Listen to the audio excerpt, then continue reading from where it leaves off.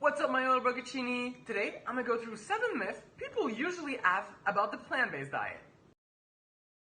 The first question I always get is probably the most stupid one too. But how do you get your protein if you don't eat meat? There are so many alternatives to meat and dairy to get your daily protein in, such as legume, tofu, peas, nuts, seeds, and vegetables, tempeh, and it goes on and on. In fact, how do you think pigs and cows get their protein? They get them from plants. Carbohydrates are unhealthy.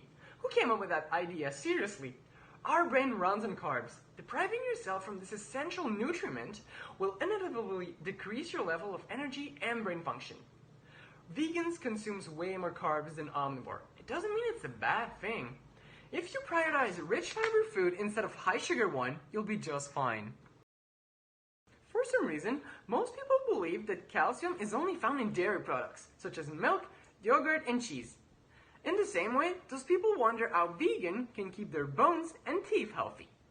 Sorry to break it to you guys, but your precious cow beverage barely makes the top 15 of the richest calcium food.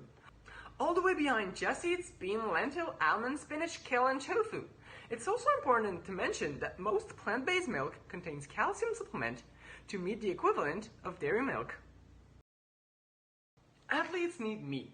This misconception goes all the way back to the end of the 19th century, when meat producers started to advertise that beef and chicken increased the performance of cyclists. Although, it's quite the opposite.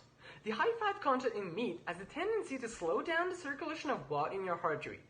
During an effort, oxygen supply to your muscle is then slower and less efficient, holding you back to give your 100%. As an ultramarathoner, adopting a plant-based diet was my best tactical move. Because since then, my time got faster and the wins are adding up.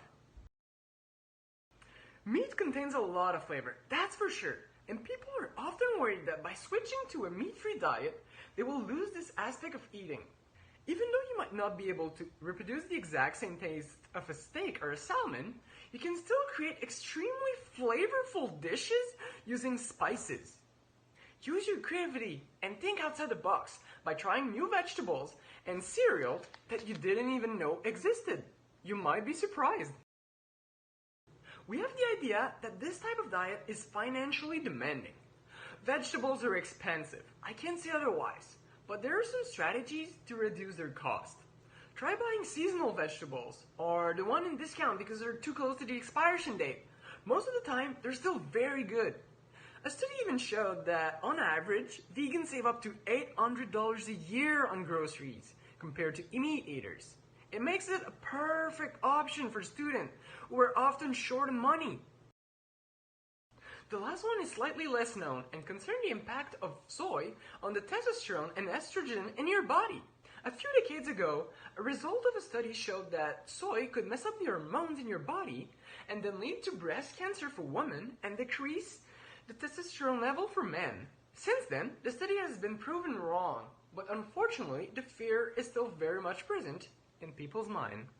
I hope it's a little clearer for you now, and I'll catch you on the next one.